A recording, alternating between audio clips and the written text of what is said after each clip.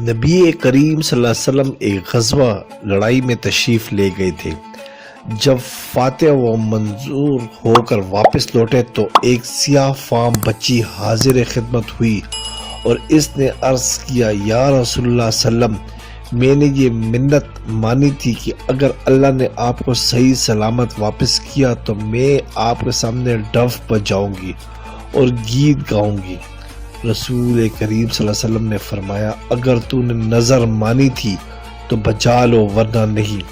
اس بچی نے ڈف پکڑی اور بجانے لگی۔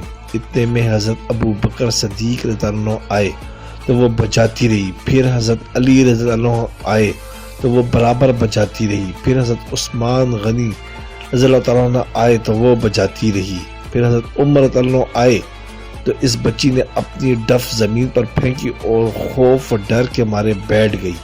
اس پر رسول اللہ صلی اللہ علیہ وسلم نے فرمایا، اے عمر رضی اللہ عنہ، شیطان تجھ سے خوف کرتا ہے۔ سبسکرائب کرے، لائک کرے اور بیل آئیکن پہ کلک کرے تاکہ آپ کو اس طرح ہی پیاری اچھی اسلامی ویڈیو ملتی رہے۔